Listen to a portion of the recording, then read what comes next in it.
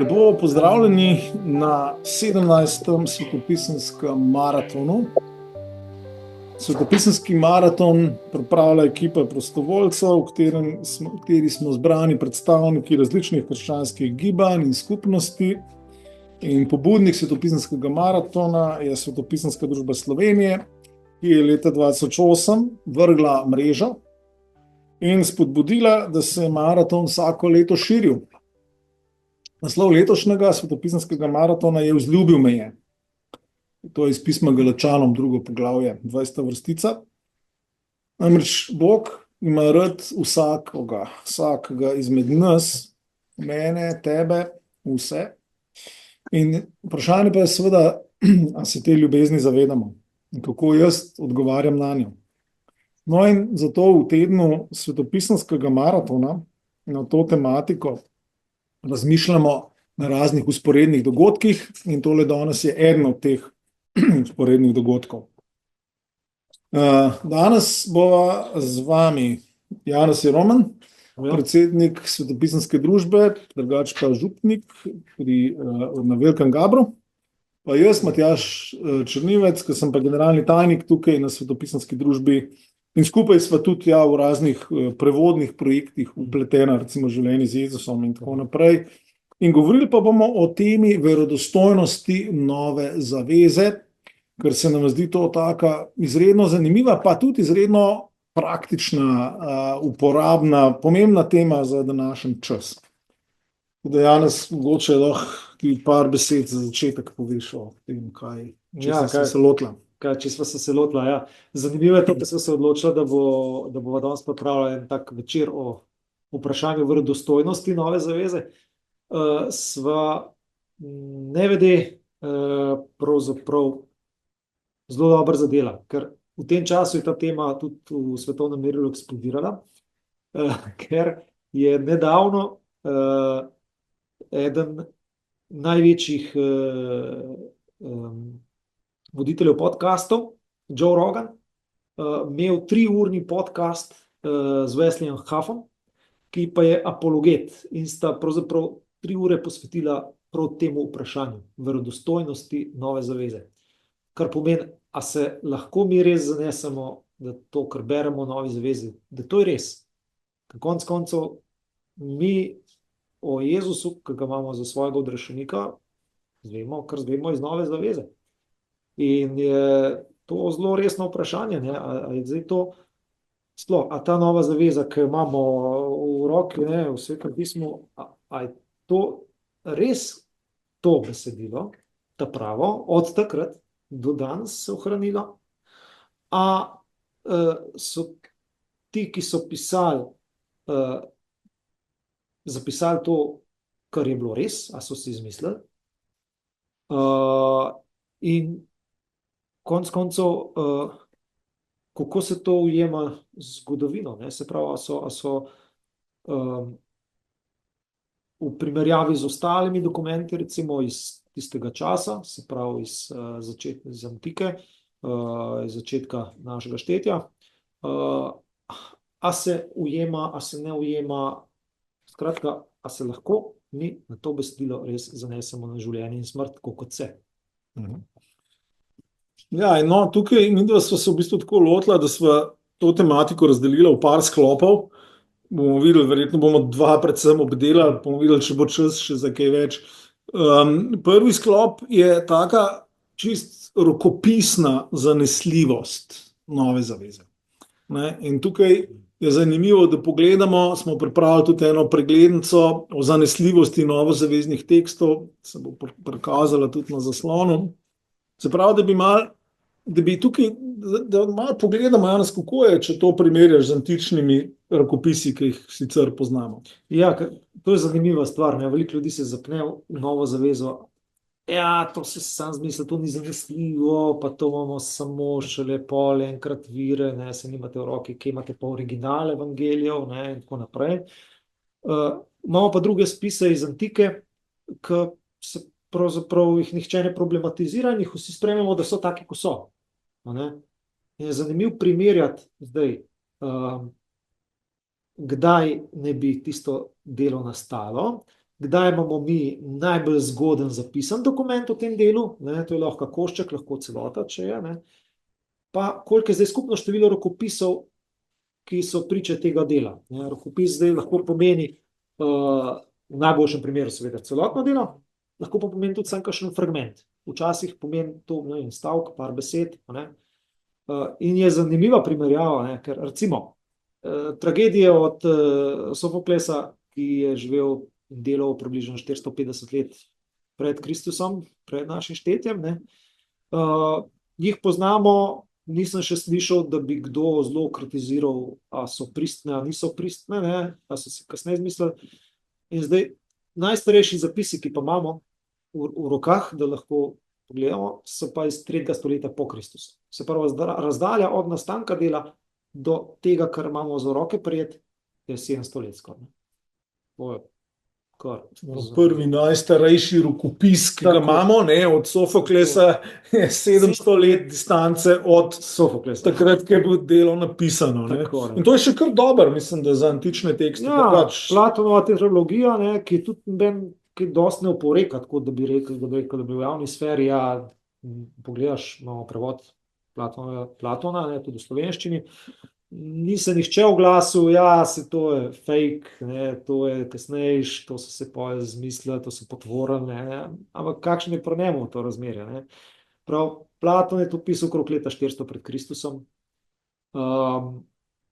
Najstarejši besedilne priče, najstarejši rokopis, ki ga imamo, je pa iz leta 895 po Kristusu.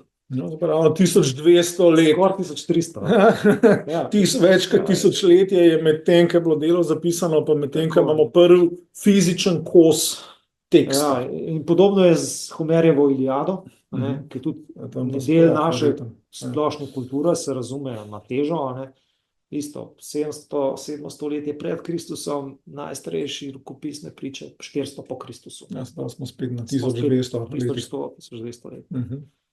Nova zaveza pripoveduje o dogodkih, ki so se zgodili okrog leta 30, pa pol do leta 60, tako. Je pa v celoti nastala konec 1. stoletja, začetek 2. stoletja. Se pravi, razdalja od dogodkov do nastanka besedila je pod 50 let. Se pravi, ko se to nastaja, so bili ljudje, ki so to videli, živi. Rokopisne priče najstarejše imamo pa že iz druge polovice 2. stoletja. Dejansko, eno imamo celo še zgodnejše, se bomo omenili. Eno še zgodnejše, ampak večino jih je, kar se pravi, je razdalja 100 let.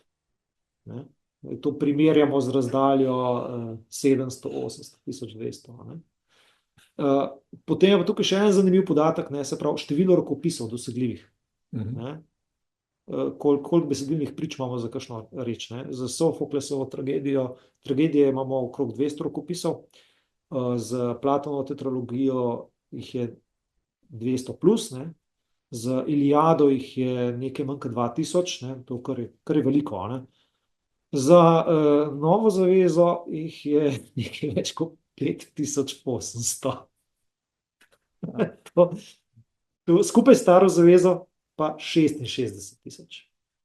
Več kot 66 000. Zakaj do tega prišel? Zato, ker kristjani so imeli tukaj eno svojo logiko. Hoteli so, da se to hitro razširi in so to res prepisovali na veliko. In tukaj, zato imamo tudi dostopnih veliko prepisov, ki niso vsi kvalitetni, ampak bomo malo kasneje mogoče še o tem, kaj je rekel, da pravzaprav je to fajn.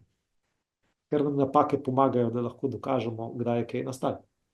Ker pač napaka ni nekaj, kar bi lahko se dva v celem besedilu zmotila točno tam, pa živela na 200 let narazno. Na istem mestu, ja. Te napake nam pravzaprav zdaj delajo uslugo. Ja. No, zdaj bi pa najbolj, da si pogledamo en konkreten primer, to je pa ta mogoče dragulček, ne, to je pa ta Papirus 52 slavni. To je pa en majhen fragment, ja, ki ga vidite tukaj, to je dejansko čist majhen fragment, ki so ga našli na začetku 20. stoletja, so ga našli v Egiptu, med mnogimi drugimi papirji, to je papirus. In na tem fragmentu je košček Janezovega evangelija. Datacija je tako, take stvari se datirajo po tipu pisave, po načinu, kako so pisarji pisali. In datacijo osnovno so dali tam med leto 117 pa 138, se pravi nekje vmes bi bilo tam nekje 128, 125, s tem, da čist sam rokopis je pa najbolj podoben enemu drugemu rokopisu, ki je pa znano, da je iz leta 100. Ampak so rekli, to je malo verjetno. Zakaj? Ker vemo, da Janezov evangelij definitivno ni nastal v Egiptu. Je nastal ali v Palestini ali v Mali Aziji. Se pravi, ta tekst mogel s pomočjo prepisov, ker tukaj smo seveda na področju rokopisov, kjer se teksti ročno prepisujejo, je mogel šele priti v Egipt, zato so ga datirali tam okrog leta 125. Zdaj pa, če malo pomislimo, se pravi, ta stvar je nujno mogla nastati nekje vsaj konc 1. stoletja. Če pa to konc 1. stoletja, to imamo zdaj, govorimo o fizičnem, imamo tukaj en fizičen košček, ki datacijo, kaj bi rekel, zakolič. In če imamo to iz konca vsaj iz konca 1. stoletja, to je pa čas, ko je možno, da so še živeli tudi kakšni očividci tega, kar je opisano. Zdaj govorimo čisto o fizični evidenci, ker bova pa potem tudi spregovorila bolj o vsebinski evidenci, ki je pa še močnejša, kar se tega tiče. Ja, zanimivo se tako za predstave. Vredno je pogledati tisti podcast z Joe Roganom pa Wessom Huffom. Izredno dober, 3 ure traja, ampak ja, je vredno svojega časa. Ker noter pokaže tudi tak fragment, ko so ga restaurirali, se pravi, da so pokazali, kaj ne bi to bilo, preden je ratal samo en takle košček. Dejansko gre za takole, 10x10 centimetrov nekaj takega. To je bil en žepen prepis Janezovega evangelija. Prepogno sem imel knjižico majhno, to delček tega je ta fragment. Prav tako osupljivo. Zdaj, to, kar si rekel o očividcih, to je zelo pomembna stvar, ker vsi spisi novozavezni so nastali v času, ko so bili očividci še živi. Te spisi, ki jih imamo, ki jih danes poznamo kot del nove zaveze. Kar pomeni, da je malo verjetno, da bi se nekdo lahko pisal kar izmišljotine in ne bi doživel kritike. Ga ne bi ven vrgano.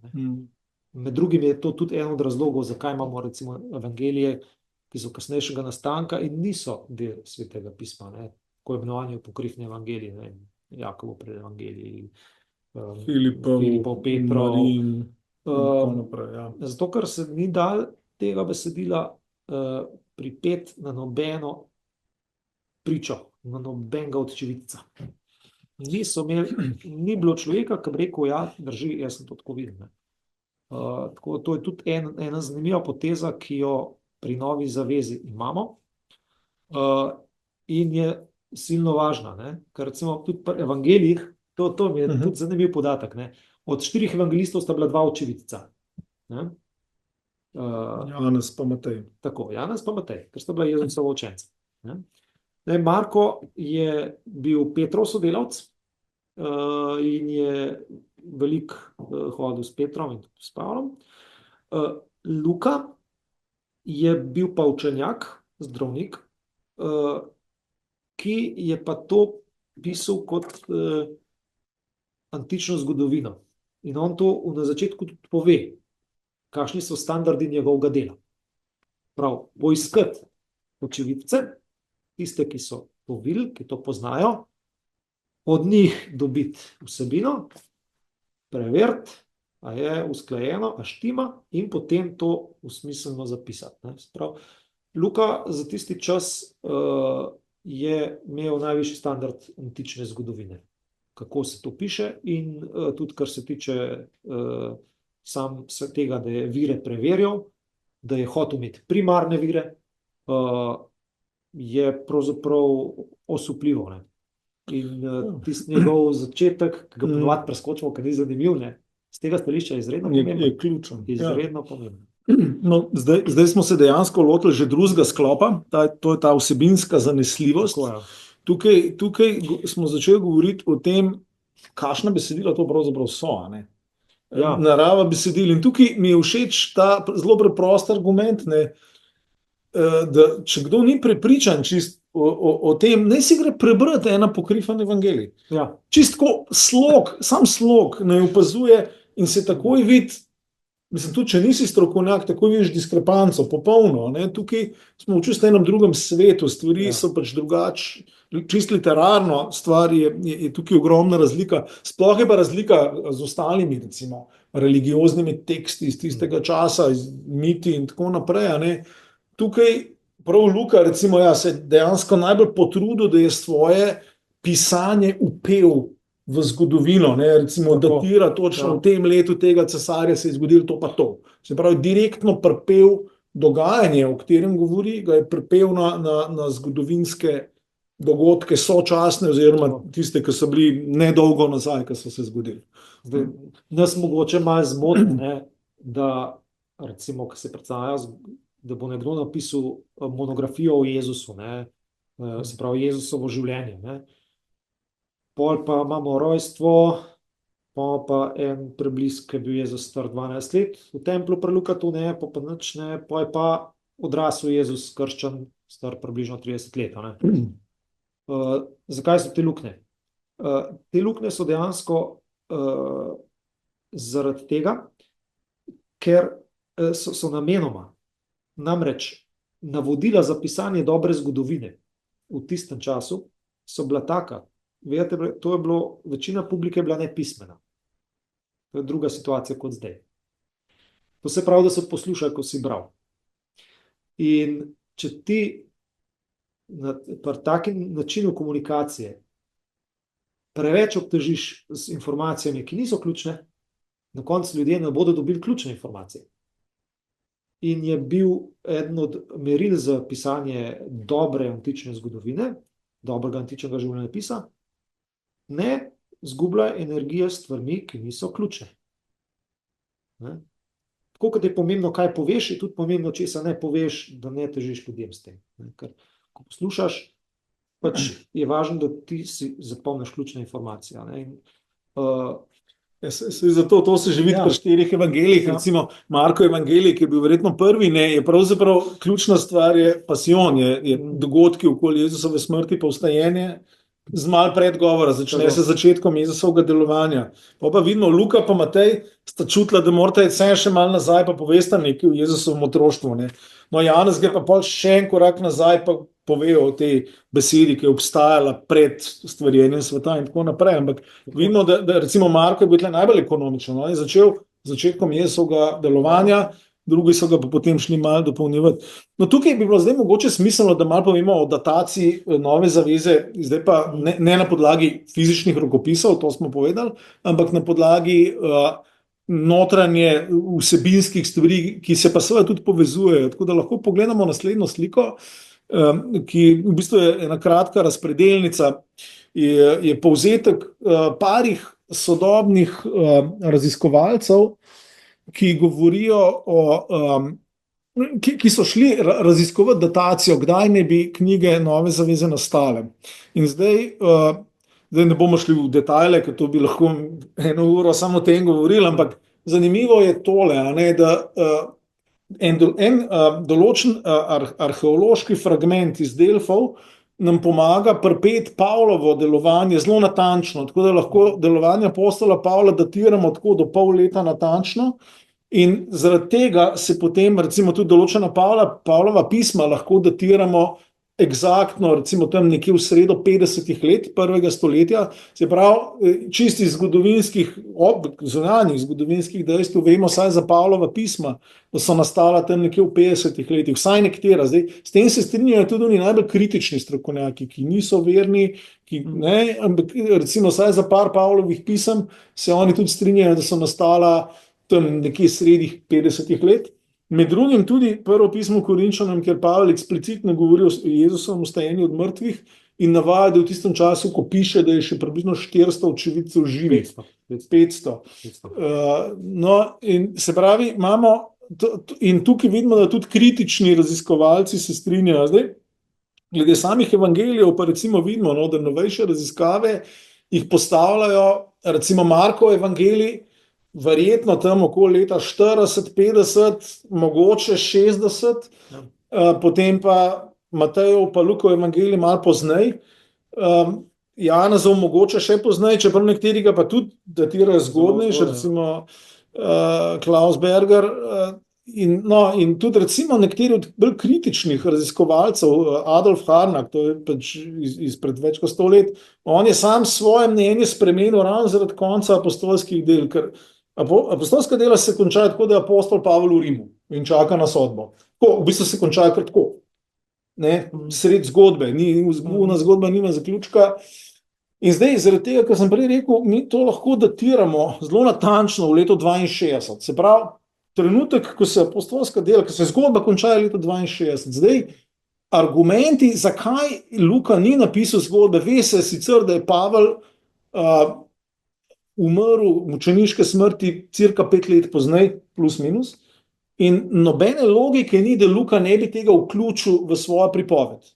Se pravi, sploh zato, če greš tekst brati v izvirniku, vidiš, da Luka skozi dela subtilne usporednice literarne med Pavlovo zgodbo in med Jezusovo zgodbo. Se pravi, Luku bi ta konc Pavlov, mučeniški, to bi bil perfekten v literarnem smislu, vsebinskem. Ampak Luka tega ne naredi. Se pravi, tudi Harnack, ki je recimo kritičen raziskovalec, je potem sam revidiral svoje stališče, da zelo verjetno so mogla biti apostolska dela napisana leta 62 ali prej. To pomeni, da je bil Lukov evangelij še malo prej verjetno, to pomeni, da je mogel biti tudi Markov evangelij še malo prej, za Matej tudi verjetno tam, se pravi, ampak kakorkoli, tukaj zdaj smo si bolj ali manj najjasni, da iz vsebinskih razlogov morajo biti evangeliji napisani tam nekje v roku 30 let po dogodkih. To pa seveda pomeni, da je večina očividcev še živih in tukaj pa ta argument, da v tem času ti enostavno ne moreš tveziti čistih izmišljotin, ker to seveda ne gre, nimaš te svobode. Ja, zanimivo je tudi tako, notranja konsistenca. Recimo, če gledamo evangelije, ki imamo 4 različna poročila o istih dogodkih, o isti osebi Jezusa Kristusa, kako se to ujema in kje se ne ujema. In to je tudi presenetljivo konsistentno. In razlike, ki so v evangelijih, večinoma so posledica tega, da so bili evangeliji pisani za različno publiko, za katero so bile ključne malo drugačne informacije. Tako da recimo ena taka zanimiva nekonsistenca, to sem zdaj na temu podcastu poslušal z Joe Roganom pa Wesleyem Huffom, je dan Jezusove smrti, ker je tukaj je malo zadrege. Janez pravi, da je Jezus imel zadnjo večerjo. Jaz zmer se bojim, da bom zamešal. Ja, en je dan pred Pasho, en je pa na Pasho. En je pa prav na Pasho. Mislim, da pri Janezu Jezusom rekel, so klali pashalne jagnje. Tako nekako, ja. Pri drugi bi seveda razumel, da dan prej, in je Huff pojasnil, da tukaj gre štetje časa. Je bil velik problem v antiki, dosti večji, ker mi zdaj živimo v svetu, kjer je štetje časa standardizirano. Jaz rečem 25. januarja ob 7. zvečer in Japonci ve, kaj ste mislili, Egipčani, kaj ste mislili, in Šved ve, kaj ste mislili. No ja, s tem, da pravoslavci pa so ohranili druga štetje, tako da sam malo razumemo, da tudi danes celo obstaja drugačna datacija, da ni čisto jasno, kaj je recimo 1. januar ali pa. Ja. Ampak tako, nekako v splošno imamo pa ljudje občutek, da je to, pač vsi vemo, zakaj gre. V antiki ni bilo tako. V antiki je pravzaprav vsaka kultura imela svoj način štetja časa, svoj koledar, kompleten koledar. So bila leta različno dolga, mesti različno razporejeni. tudi kako so ure šteli, ne. Kdaj je danes in kdaj se danes prevesi v jutri. Ne. To ni bilo samo po sebi umevno. Ne. Za Jude se je dan začel zvečer. Prav, če bi bili mi Judje po tradicionalnem koledarju, bi zdaj bil že četrtek. Ne. Po sončnem zahodu se Tako. začne nov dan. Ja. Tako, kar je seveda pogojeno tudi z geografijo, ne, ker tam je redko oblačno in ti vedno vidiš, da je sonce zaide. Ne. In je zelo jasno, kdaj je naslednji dan. Ne. V ponoči lahko gledaš, da je tema točno v zenitu. Tako da brez ur naš sistem ni dober. Ne. Je zelo težko določiti, kdaj se je začel naslednji dan, če ti nimaš ure, ki ti opovejo, zdaj je polnoči. Sploh če je oblačno. Tako da ja, recimo tam je ta razlika nastala in se jo da dosti lepo pojasniti s tem, da je eden upošteval judovsko štetje časa, en je pa razlagal po rimskem štetju časa. Ne. In se pa to kar dosti dobro poklopa. Ne.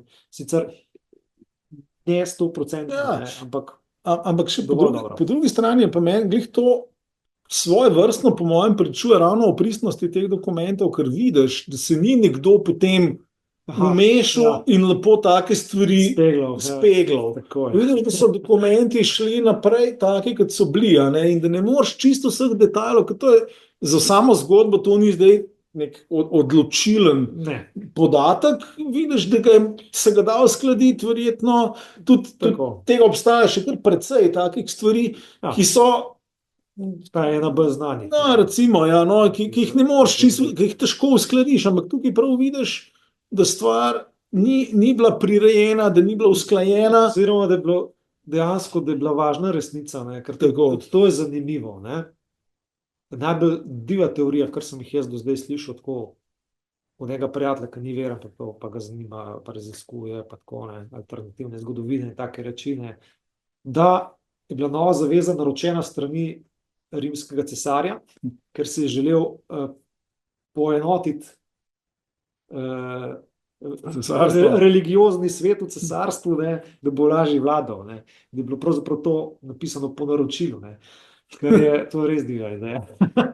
Divja je predvsem, ker zelo slabo je ratala, ker cesar je to šele 300 let pozneje uspel realizirati. Pa še takrat je po svoje strelil koleno. Ker mu je razpadel imperij, zelo hmal pol in tako. V glavnem, dobro.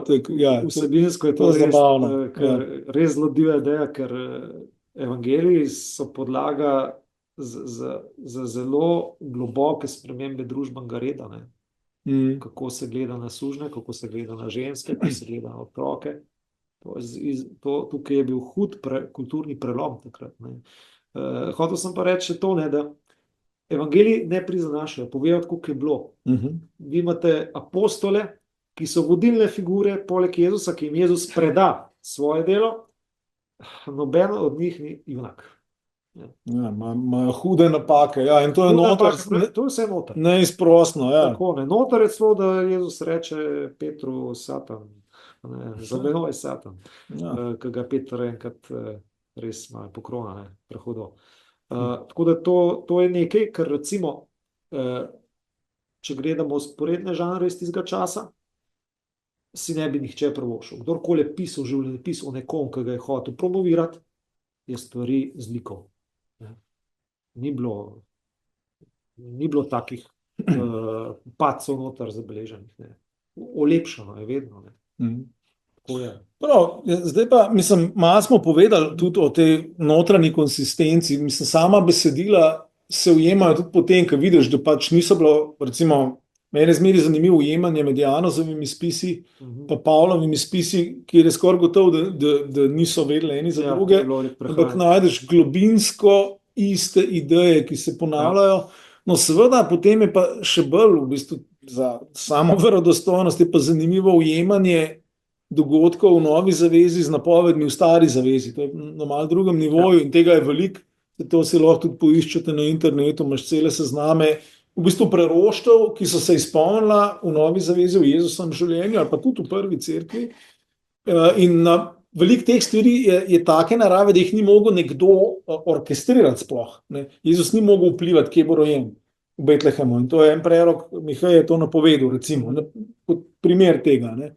Se pravi, tega ujemanja, pol tudi staro zavezo je velik, ne, in je pač čist neodvisna. Tle je pravzaprav zanimivo, ne, ker kristijani imamo za en del Svetega pisma, imamo Sveto knjigo ene druge religije, to je judovstvo. Ne. Ja. Kot je neke vrste neodvisna priča. Ne. To ni naš tekst v tem smislu, mi smo ga seveda posvojili. Ampak tle imamo en drug tekst, ki je bil zaupan nekomu drugemu, ki pa pričuje o tem. To je seveda tudi dolga debata. No, ampak zdaj pa mislim, da je dobro, da pa pogledamo zdaj še malo te konkretne arheološke stvari, ki tukaj pa par zelo zanimivih povezav, ki jih je dobro omeniti. Apostolska dela.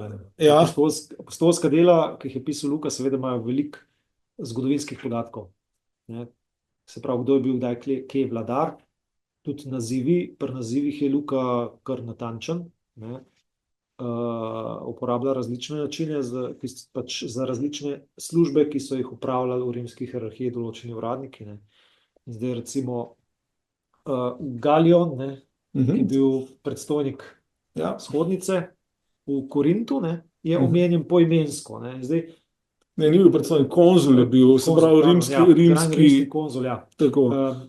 Rimski konzul v Korintu. Ahaj, ja. Tako, in zdaj, on ni glavna figura, lahko ga Luka tudi ne bi omenil. Ja, mingrede ga je omenil. Ja. On ga omenil mingrede, ja, to je takrat, ki je bil Galion, konzul Ahaja, ne. Ja. In zanimivo, ne, se je našel napis, ne. No, se to imamo tudi sliko. Ja. Skopali so eno ploščo. Mislim, da je bilo celo tako, da takrat, ko je bila grava najbolj vroča debata, da se je to Luka zmislil gladko, ne, je potem arheologija naplavila tole najdbo, ki pove točno isto. Ne. Ja, tukaj imamo napis, arheološko najdbo, zdaj obkroženo z modrim je prav ime Galion. In zdaj to je pa zanimivo, ker tukaj je kontekst, prav ta arheološka najdba pomaga stvar datirati, ker se ve, kdaj je ta rimski uradnik bil v službi tam. In zato se da potem nazaj tudi Pavlov življenjepis, saj en del njegovega dosti natančno datirati, tako kot sem prej rekel. Ne. In to je pač zanimivo, ne, ko se pač nek tak, čist nepomemben detajl, ne, ga lahko takole preveriš. Ne. No, še en drug detajl, ki je meni pravzaprav še bolj zanimiv, je pa nekaj, kar so se znanstveniki lotili zdaj v zadnjem času. To je pa tudi slika, si lahko pogledamo o imenih v Novi zavezi. Naredili so namreč naslednje. Pogledali so, obstaja pač dobro analiza imen na judovskih nagrobnikih iz časa Nove zaveze. Se pravi, in imaš tukaj, imamo, mislim, da dve različni zbirki teh imen in njihova frekvenca. Se pravi, govorimo, katera osebna imena so se pojavljala v 1. stoletju v Palestini. In imamo lepo seznam po frekvenci. Zanimivo je to isto kot danes. Eno ime postane moderno. Ja. Ampak je moderno mogoče 10 let, ne, ali pa še manj. Potem pa zgine, pa ga ne boš videl. Kar en čas, ne. In takrat je bilo isto, nič drugače. Ja, in to so zdaj naredili prav za ta čas, recimo čez prva polovica 1. stoletja, so naredili to analizo in potem so seveda naredili enako še s novozaveznimi teksti. So pogledali, katera osebna imena oseb, ki nastopajo v Novi zavezi, se pojavljajo. In katera imajo dodatne kvalifikatorje, ne? Ko imamo spisek apostolov, ne? Kakšni Boanerges. Tako. V aramejščini še zraven, ja. No, dokler najdeš, glavno, gre za to, da so ugotovili, da recimo, ne? Simon je bil zelo pogosto ime, zato ki mu je dodal ime Peter. Jakob Zebedejev sin, je bilo treba povedati, ker Jakob. Jakobov brat Janez, katerem je del ime Boanerges, se pravi, sta spet dobila pridelka, ne, zraven. Andrej, Filip, Bartolomej, Matej, Tomaš, Jakob, Alfejev sin, ker je še en Jakob, seveda. Tadej Simon Kananej ima tudi dodaten kvalifikator zraven, še en Simon, ne, pa Juda Iškariot, ne. In dejansko se potlej se to ujema, se pravi tista imena, ki so bila tukaj zabeležena kot to pogosto, da so imeli še nek vzdevka, ne, so pa dejansko takrat najbolj pogosta imena. In to je nekaj, kar je nemogoče ponarditi, ker kdo je imel takrat dostop do te baze podatkov. Takrat se ni vedel, ni bilo statistike, tako kot zdaj, da bi vedel. Najbolj pogosto ime, najbolj pogosto ime, mislim, da je bilo Simon. In dejansko je tako Novi zavezi. Drugo najbolj pogosto je isto, ostalih 12 je tle tudi nanizanih, niso v istem vrstnem redu, ampak so tukaj. Ne. No, potem so pa za hec naredili enako še s kakšnimi temi gnostičnimi evangeliji, apokrifnimi, tam je pa ujemanje nič, nula. Ne. Se pravi, vidiš, ne, tle, to je en tak čist zelo banalen detajl, ne, ki pa pove, ne, da je ta stvar nastala na tleh, na trdnih tleh, v realnem svetu tistega časa. Ne. Ker take stvari si ne boš, mislim, ne moreš še ponarditi, ne moreš niti probati, ne vem, si izmisliti, ker nima, ne, tle. Ne, rabiš prav neko orodje, da bi lahko. No pa še, spet, to je bilo vse napisano v času, ko so te ljudje živeli, se pravi, že iz tega je čisto nemogoče, da bi bilo to pofejkati, no, po domače povedano. Tako da ta analiza osebnih imen je taka zelo preprosta, pa močna zadeva. Saj glede tega obstaja na spletu prosto dostopna ena raziskava. Van der Weke je raziskovalec, lahko damo tudi, bomo dali povezavo, si lahko to preberete v detajle, ker zelo lepo analizira te stvari. Ja, pa tole si tudi skopal. Luka to posebni izraz, ne? Ta je tudi zabavno. Aziarhi, ja. V apostolskih delih 19:31 Luka omenja, da so bili v Efezu aziarhi. To je spet naziv za neko politično funkcijo in tega izraza ni nikjer v grški literaturi bilo in raziskovalci so rekli, da Luka si to nekaj izmislil. Pa so pa najdel so pač napise s tem in se je potrdilo, da je to specifičen termin za voditelje v Efezu. Se pravi, spet, to je še en, in teh primerov je še več. Mislim, da v Filipih je tudi so pa politarhi, ki jih Luka omenja. Tega je več, prav v Lukovih tekstih. Prav Luka je verjetno kompletno nenamerno je pustil not neke take detajle, ki niso niti bistveni za njegovo zgodbo, ampak se pa lahko bi on uporabil nek bolj splošen termin, ki je omenil dogajanje v Efezu itd. Ampak je uporabil res lokalni izraz. No, in zdaj pa tako, ne, zdaj, če vidiš, da je nek pisac zanesljiv v takih detajlih, ne, potem to v osnovi, čisto v zgodovinarski stroki, to pač pomeni, da ga je treba resno imeti, ne, da ta človek je očitno se potrudil pri tem, kako je pisal, kaj je navajal. Ja. Ja, zdaj o sami verodostojnosti, ne, so tudi potlej še druge zunanje priče, ne? Sploh, ko gre za osebo Jezusa, ne? Ki je središče v Novi zavezi. Jaz sem dostikrat naletel na ljudi, ki so postavili pod vprašanje, je Jezus sploh zgodovinska oseba, ne? Ali ni. In tudi tukaj je dejansko teža argumentov kar huda, ne? Eno je že to, pač, kar smo do zdaj povedali, se pravi, dokumenti, ki najbolj jasno govorijo o Jezusu, se dejansko, ko se raziskuje, se kaže, da so verodostojni. Prav, da to stoji. Ljudje se niso izmišljevali, dejansko nastal v tistem času, ne, in je drži. Ne. Potem so pa še zunanje omembe, ne, najbolj znane omembe izven Svetega pisma, ki govorijo o Jezusu, so od Justina, apologeta. Iz 2. stoletja, ja. Tako, ki govori o tem, kako eni nasprotujejo, ne, da Jezus ni vstal. Ne. Potem zgodovinar Jožef Flavij, ki ni bil kristjan. Judovski zgodovinar. Tako, judovski zgodovinar. Ne. On ima zanimivo, ne, obstaja en odstavek, ne, Jezusa 3-krat omeni v svoji zgodovini. In omeni tudi Janeza Krstnika. O Jezusu pa zapiše, bom kar prebral, ker je zanimivo po svoje. Živel pa je približno v tem času Jezus Kristus, Jezus, modr človek, če ga sploh smemo imeti za človeka. Bil je namreč storilec mnogih izrednih del, učenik ljudi, ki radi sprejmejo resnico. in je pritegnil mnogo Judov, pa tudi mnogo Grkov. On je bil Kristus. In ko ga je Pilat na ovadbo naših prvakov kaznoval s križanjem, niso odjemali oni, ki so ga od začetka vzljubili. In res se jim je prikazal tretji dan spet živ, kakor so to in 1000 drugih čudovitih stvari o njem napovedali božji preroki. In če zdaj ni jemljal rod onih, ki se po njem imenujejo kristjani. Zdaj, tukaj je zanimivo to, ne, da prav temu odstavku, ki sem ga zdaj prebral, mnogi oporekajo pristnost, ne, češ da so to kasneje prepisovalci urinili noter, krščanski prepisovalci urinili noter v njegovo zgodovino, zato da bi pač promovirali Jezusa, ki nikoli ni obstajal. Ne. Vendar je to zelo težko obraniti, ker obstajajo prepisi te Flavijeve zgodovine, mislim, da v sirščini, pa v kopščini, če se ne motim, in tam noter to tudi je. Ne?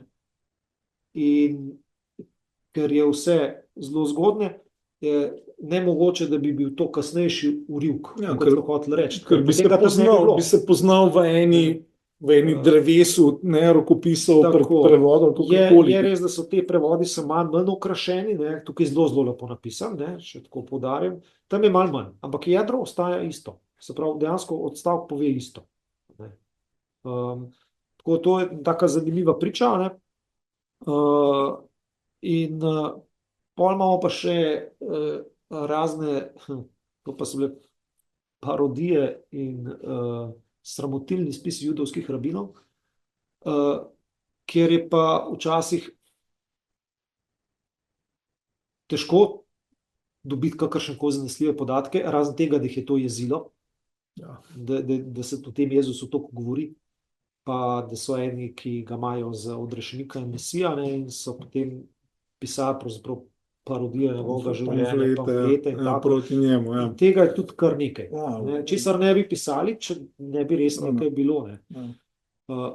Pol je pa še ena zanimivost, je pa en grafit, to so pa pozabila poiskati sliko, rimski grafit, kjer je pa opraskan en možakar, ki moli, in križ, na katerem je križan nekdo, ki ima pa oslovo glavo.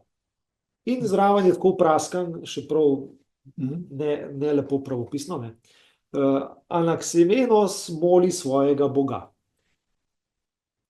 Kar je v tistem času nepojemljivo, če Jezusa zbrišeš, ne, ker se nima na karkoli pripeti. Ker edini Jezus je bil nekdo, ki je bil križan in so ga imeli za Boga. Ne. In to je šlo tudi takratni kulturi najbolj v nos, to ni šlo skupaj. To je bil škandal. To ne more, Bog ne more tako sramotno vreti. Ja, to je bilo čisto anti. Ja, vse ostalo bi še šlo. Ja. To pa pač ne. Dobro, ja, zdaj tako, nama je sicer ostalo še veliko stvari, ampak po mojem smislu, da jih sam še na hitro preletiva, ker zdaj pač o argumentih, o verodostojnosti bi se dalo govoriti na veliko načinov še. Recimo en cel sklop vprašanj bi bil, kako smo pa dobili ta spisek knjig Nove zaveze, recimo kanon. In tukaj se mi zdi, je dobro povedati to, ne, da imamo recimo že na koncu 2. stoletja konsens glede večine knjig. Moratorijev fragment, taka priča je dejansko naštetih večina knjig, 24 knjig, mislim. Nekaj tazga, Pa pol je tudi zanimivo meni to, da o tem ni noben vesoljni cerkveni zbor ni o tem razpravljal.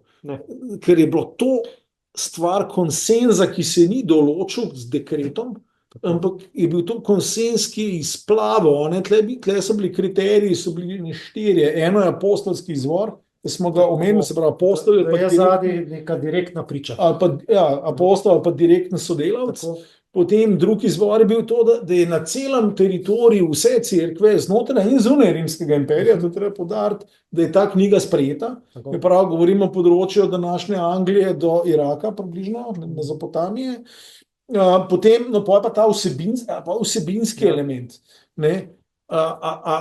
Zdaj pa to pa, in to tudi danes, recimo, ko sem objavil na Facebooku glih za tale dogodek, sem dobil par čudovitih odgovorov, v smislu, seveda je verodostojna Mene je spremenila, ne vem, osvobodil sem se drog, se transformira, te teksti imajo moč, ne, sami v sebi imajo moč, ne, se pravi, deluje. Ne, To so cerkve opazile. Tako. Če ene tekste beremo, se dejansko nekaj zgodi. Dogaja. Ja. Bog deluje, kakšne druge bereš, so lahko zanimivi, ampak ni izga učinka. Ja. In to so bili glavni kriteriji, ne, pa potem skladno s tem čisto osnovnim pravilom vere, ki je recimo nekaj tazga, kot je apostolska veroizpoved, ne. Vera v Boga, očeta stvarnika, vera v Kristusa, križanega, vstalega od mrtvih, vera v Svetega Duha, vera v cerkev, vera v vstajanje mrtvih. Te čisto osnovne stvari, ki so jih kristjani, to so 4 kriteriji, ki so bili in ta kanon je nekako izplaval, ni ga noben izglasoval, določil, ni dekreta, ki bi rekel. In tudi vidimo, da so obstajale majhne razhajanja, ne glede ključnih knjig, ampak na robu kanona. Ne, 3 knjige, 4 so bile debate. Ene cerkve so jih imele, ene cerkve so rekle, ne, ni, ene so rekle, morda. Ja. No, in te knjige, ta meja ni mogoče čist. Cela črta je malo črtkana, ne? Ja. Tukaj imamo spise nekatere noter, recimo pismo Hebrejcem, Janezovo razodetje, tle bilo malo negotovosti, pa še par spisov, ki jih danes ni v kanonu, kot je recimo nauk 12 apostolov, tako pa Hermov pastir, Barnabovo pismo. To je zanimivo, Hermov pastir je bil izredno popularen. To so ga veliko citirajo crkveni očetje, veliko se je bral, poznajo. Nekateri ga citirajo kot Sveto pismo celo tudi. Ja, Ampak se ni ohranil. Je pa tako, te tekste si svetujemo, da si jih vsak prebere, ne obstaja v slovenščini. Tale zajetna knjiga, ne, zgodne krščanski spisi, ki je izdala Mohorjeva, to najdete vse tle not. In to so čist koristni spisi, to ni pač nič narobe, to je zelo dobro prebrati, da malo vidiš ta širši krog. Tako da to glede kanona, potem pa, ja, no, v notranjem argumentu smo tudi kaj povedali. Ja, mislim, da lahko lahko zaključimo. Lahko zaključimo, da bi se o tem govorili še zelo veliko. To je pač tema, ki naj oba dva zelo veseli, ne, bi lahko še veliko govorila. Zanimiva stvar, zelo. Tako da ja, vsem, ki ste nas spremljali po spletu, se zahvaljujemo za tole, ampak čist preden končamo, imamo pa še eno posebno povabilo in bi radi pokazali en kratek video.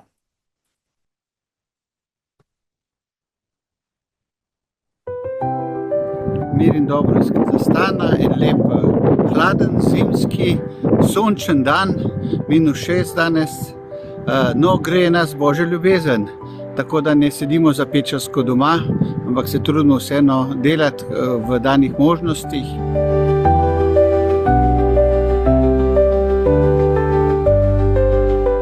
Jaz bi se rad zahvalil vsem, ki boste sodelovali v tej svetopisemski akciji in nam pomagali zbrati sredstva za svetopisma za mlade, ki se bodo srečali na srečanju mladih v vasi Azornaje. Vas Azornaje, to je vas, v kateri se je med vojno zgodil čudež pomnoženja rib, in v jezeru, ki je bilo prazno in pusto, so se pojavile ribe, in to veliko, da so lahko s tovornjaki vozili ribe po vaseh okoli, tudi do 100 km okoli, in nahranili ljudje, ki so med vojno bili lačni. Ampak lakota je ne samo telesna, ampak tudi duhovna, in z vašo pomočjo bi radi mladim, ki bodo na srečanju v Azornaje, omogočili priti do svetih pisem.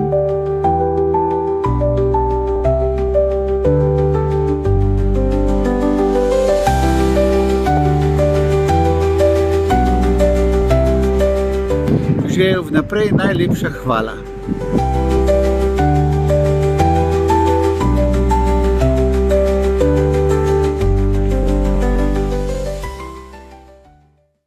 Kot kristjani imamo ta privilegij, da pomagamo bratom v njihovih stiskah in potrebah. In tukaj se pa odprla prav posebna priložnost, kjer bi res rad vsakega spodbudil, da pomagamo. Tukaj imamo priliko dejansko obdariti 200 mladih ljudi v deželi Kazahstan, kjer so razmere zelo drugačne kot pri nas, kjer je večina, krščanstvo je tam itak manjšinska religija, glavna religija je islam, pa še bolj glavna se zdi je pa nek sekularizem, nek ateizem, In ti mladi zelo težko pridejo do Svetega pisma in finančno in tudi logistično.